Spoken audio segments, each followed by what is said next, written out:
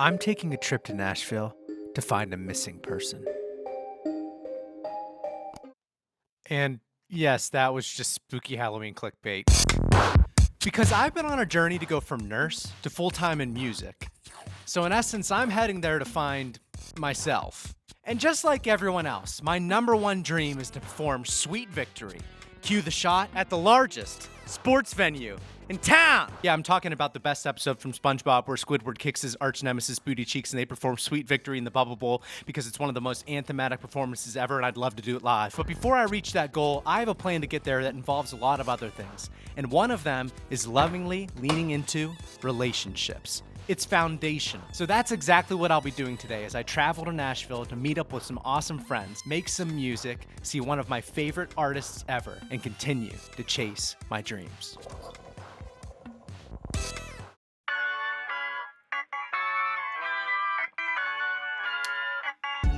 It's only taken me 10 years to finally take this trip, so I'm really glad that you're coming along for the journey. But before we get to it, let me just give you a 1-minute explanation of why I'm going on this trip, why it matters, and who I'm seeing. While getting healthy over the past year and a half, I realized really quickly how important it was for me to be in healthy relationships. So I had been leading into some mentoring and friendships, but at some point I thought, if I'm being intentional in relationships with my friends who have the same kind of health goals as me, or faith goals as me, why am I not also being intentional with my friends who do music?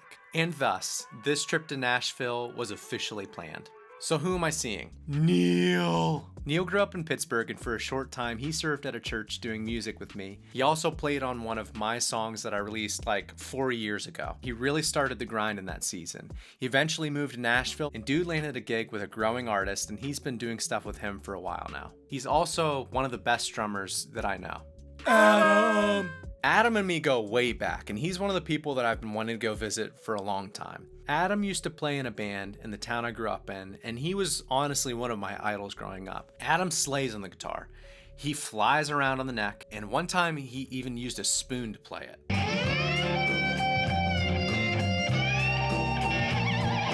So it was no surprise when they finally got signed and tried those endeavors for a few years.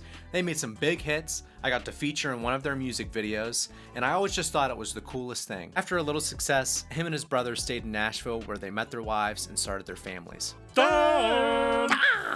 Dom went to the same church as me growing up, and we both loved music from a young age. We both had our ups and downs and made our way through different seasons of hardship and trial and came out on the other side. And we eventually got back in touch and started talking music. And really over the past year and a half, he's been somebody that's been influential in my health journey and faith journey, and also just a great friend. And lastly, Nathan! Nathan is one of the tastiest keys players that I know. We also served at that same church for a little bit, and dude could fly on the keyboard. Here's a little video of him playing Jump from Van Halen.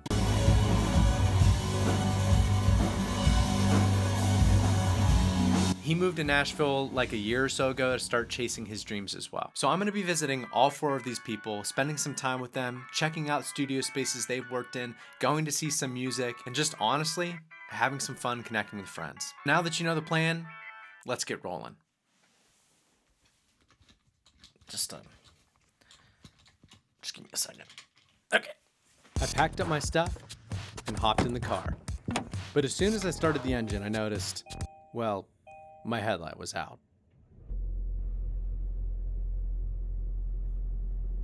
But whatever, what's the worst that could happen? I started my long 9-hour drive, and it was pretty boring, so here's a musical montage of the trip.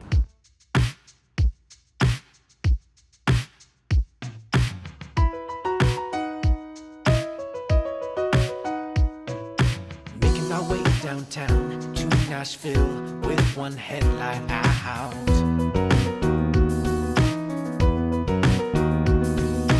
Going to see some friends, make memories, it's gonna be a blast.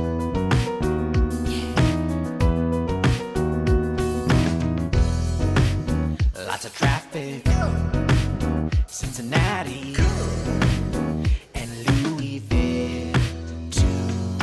When I get to Tennessee, I am gonna be so happy. But the sun is setting,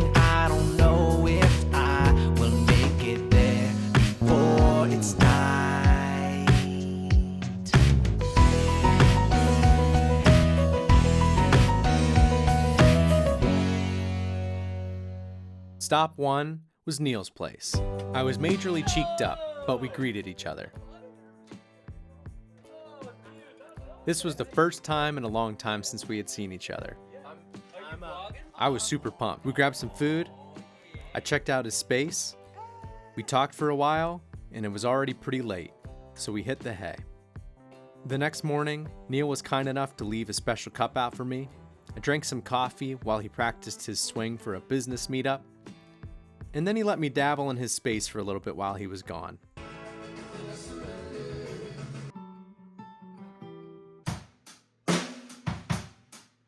It was so good getting to see him, but I had a lot of plans for the day. Next stop was meeting up with Adam. We talked for a little bit, then headed over to his old producer's place, which was pretty freaking sweet. Spent some time talking to him, grabbed some lunch together, then we drove to his parents' place to catch up for a little bit longer. Right as we walked in the door, his mom had fresh cookies being baked. It felt very much like home. Adam and I spent some time just goofing around, recording together, and I taught him a thing or two. He had to head out for the night, but I spent some time in conversation with his family. We reflected on the past, we encouraged each other, and they reminded me of what really matters in life. There was no time to waste. The next morning, I brewed some coffee, enjoyed the beautiful morning air, enjoyed some not so wonderful air, and had a pleasant drive to Dom's place. Dom has such an awesome vibe, and he really cares about doing things excellently. He had food prepped for me and made me a cortado. We spent time in his studio, and he helped me to craft some special sounds for a song I'm working on. Bro has some awesome gear. We had a great time together. The final meal was so good. I mean, check out this fresh bread his wife cut up for us. It's literally steaming. After dinner, I was on my way to my final stop to meet up with Nathan. After finding some parking in downtown Nashville, we made our way to the new venue, The Pinnacle, to see one of my favorite artists ever, Ben Rector. Ben and his band put on a phenomenal show. He played some of my favorite songs, and one of them was a great reminder of what this trip was all about. Nathan and I caught up on life and had some great conversation, and the trip was nearing its end. I spent the night at Dom's mom's place, and it was like the perfect Airbnb.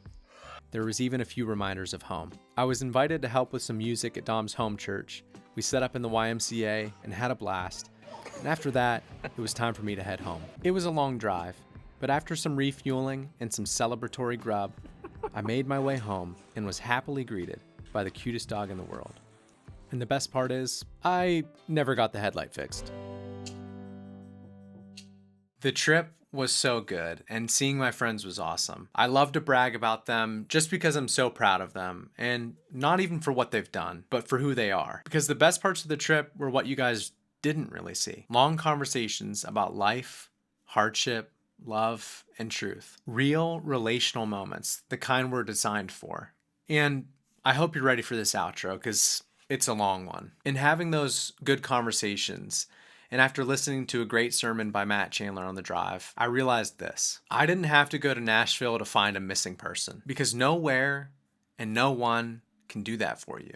And I know this as a fact for me, because I've been lost and broken. And I have put in work to change and make a lot of those things right. And I've had great friendships to help me along the way. But I'm not the hero of this story. And those friends, no matter how awesome, aren't the hero either. And this may or may not be a hot take, but the bottom line for me is this. I believe that Jesus saved me. I think he's the best friend and the most important relationship of all. Before I rightly knew this, I was completely unable to see. I was stuck in a pit of shame, confusion, and darkness. I was trying to do things my way and within a moral standard that I just couldn't uphold. And I didn't know it, but it was largely for the approval of others. But he saw me. He was patient with me. He came after me and lovingly exposed me. He revealed to me that he made me, and he made me like himself. He transformed my brokenness, made me whole, and helped me to see my true identity. That I'm a son of the God who made the universe, and he delights in me. And he proved it by becoming a man to redeem man by his own perfect design, dying a painful death in obedience, and then resurrecting and making a way for all to come to him and experience that liberation and that relationship with him. This realization and a relationship with him changed everything for me. And sure, I've got to work to stay in alignment with the truth because life is hard, but he's always there. He's the one who sustains and the one who deserves all the glory. And now I've never ever wanted to be that cheesy Christian, but in light of eternity, I've got to share about that truth, about the freedom that I've found and a right relationship with God that motivates healthy living through a life surrendered to his ways. It's the best thing ever. It's the sweetest victory of them all. In fact, I will confidently say he's the sweetest victory of them all. Thank you so much for watching. If you enjoyed this video, I would really appreciate it if you would like and subscribe to this channel. I'm trying to hit 100,000 subscribers and I'm a long way off. If you'd like to find out more about me, head to the beginning of this channel and check out video number 1 or head to my website, nolanfoxmusic.com. In my next video, I'm gonna be heading downtown to do some interviewing. You're not gonna wanna miss it. Keep rolling.